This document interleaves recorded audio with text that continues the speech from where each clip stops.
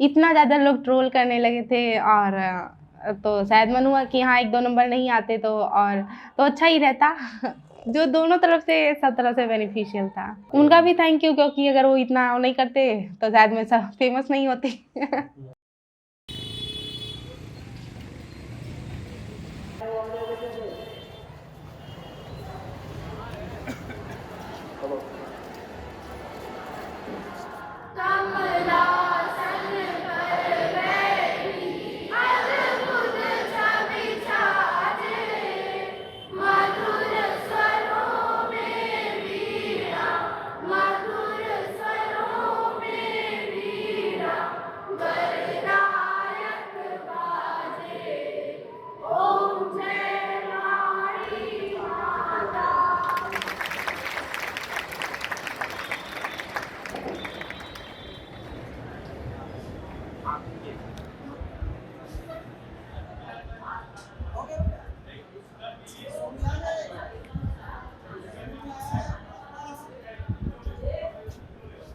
खिड़की से गिर रही सुबह की धूप की पहली किरणों के साथ अपनी किताब के इन पन्नों को पलट रही इस लड़की का नाम प्राची निगम है। प्राची ने यूपी बोर्ड के अंदर क्लास 10th में टॉप किया है। 600 में से 591 नंबर लाकर प्राची ने 98.50% मार्क्स स्कोर किए हैं। उन्होंने 55 लाख बच्चों में सबसे ज़्यादा नंबर पाए हैं।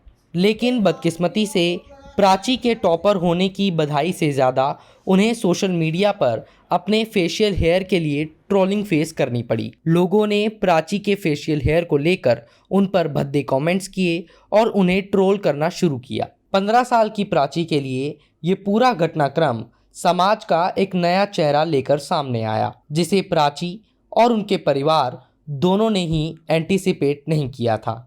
लोग इतना ट्रोल कर रहे हैं शायद उन्हीं की वजह से मैं इतना फेमस हो गई वरना यूपी बोर्ड का रिजल्ट भी 10th क्लास इतना नहीं फेमस होता है कोई। और लोग ट्रोल करने लगे तो शायद बहुत ज़्यादा फेमस हो गई। फिर इंडिया लेवल पे वर्ल्ड लेवल पे होगी वीडियो। हंसी भी आती है कि दुनिया में लोग ऐसे ऐसे भी हैं। और मतलब कि मैं कहूँ तो मुझे 99% कोई फ़र्क नहीं पड़ा क्योंकि मुझे पता है कि हाँ ये एक हार्मोनल इशू है और इसको दूर किया जा सकता है अगर मैं चाहूँ तो।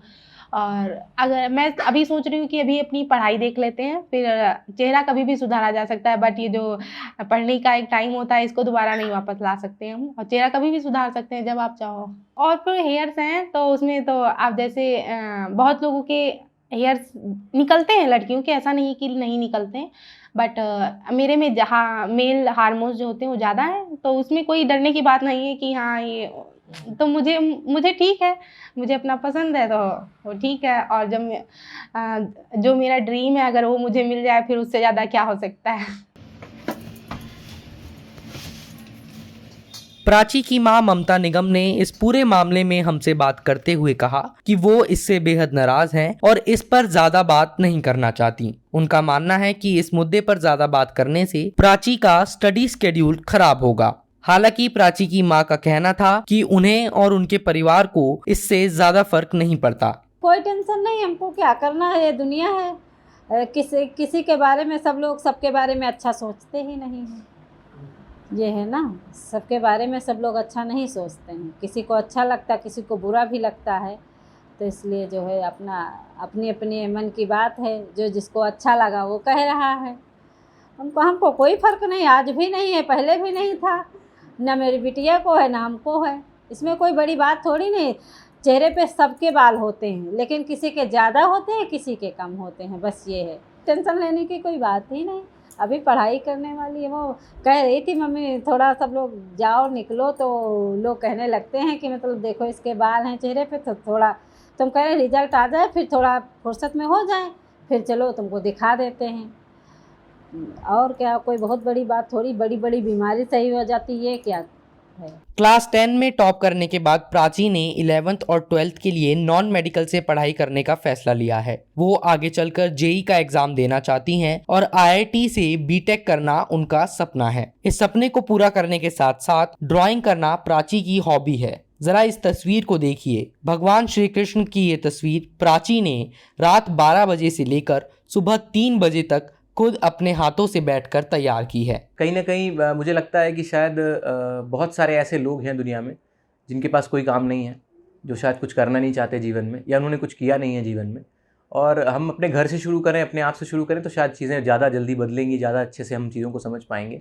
शायद मुझे नहीं लगता कोई दुनिया में ऐसा व्यक्ति होगा, इंसान होगा, जिसकी कोई बहन नहीं होगी घर में, चाहे वो चाचा की लड़की हो, चाहे वो मौसी की लड़की हो, कोई ना कोई या मुँह बोली बहन हो। तो अगर हम उसको अपनी बहन माने तो हम शायद ज़्यादा बेहतर समझ सकते हैं कि वो हमारी बहन जैसी है, बेटी जैसी है। तो हम कुछ भी लिखने से पहले, कुछ भी कमेंट पास करने से पहले ये ज़रूर सोचें कि हम क्या उसको कहने की जगह हम कहीं अपनी बहन को तो नहीं कह रहे हैं या अपनी बेटी को तो नहीं कह रहे हैं। तो अगर ये भावना हमारे अंदर आ जाएगी तो शायद हम क्रिटिसाइज़ करने से पहले 10 बार सोचेंगे, और किसी को भी कुछ भी कहने से पहले हम ज़रूर अपने आप में अपने अंदर सुधार लाने की कोशिश करेंगे। आप चाहेंगे तो मैं उसकी राइटिंग भी आपको दिखाऊंगा। हम लोगों ने सेव करके रखी हुई हैं कॉपीज़ जो इसके एग्ज़ाम्स हुए। तो उसने बहुत अच्छी राइटिंग थी उसकी, बहुत अच्छी पढ़ने में थी, और आप उससे मिले हैं तो आप बेहतर जान रहे हैं कि वो कितनी बोल्ड, कितनी साहसी, करेजियस है वो। और यही उसकी शायद सफलता की चाबी है कि उसने अपनी जो उसका कैलिबर है, जो उसका IQ लेवल है, जो उसकी मेहनत है, वो उसने पूरी अपनी बोर्ड एग्ज़ाम्स में लगाई, और तब उसने यूपी टॉप किया।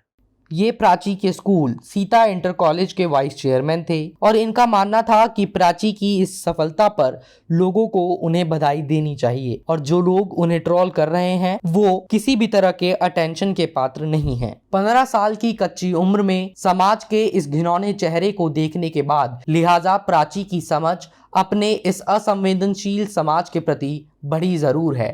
प्राची के परिवार और उनके स्कूल टीचर्स की कोशिश है कि ये भद्दे ट्रोल्स प्राची के सपनों के पंखों को कुतरने का प्रयास ना करें। कैमरा पर्सन मदन लाल के साथ मोजो स्टोरी के लिए हर्षित शर्मा।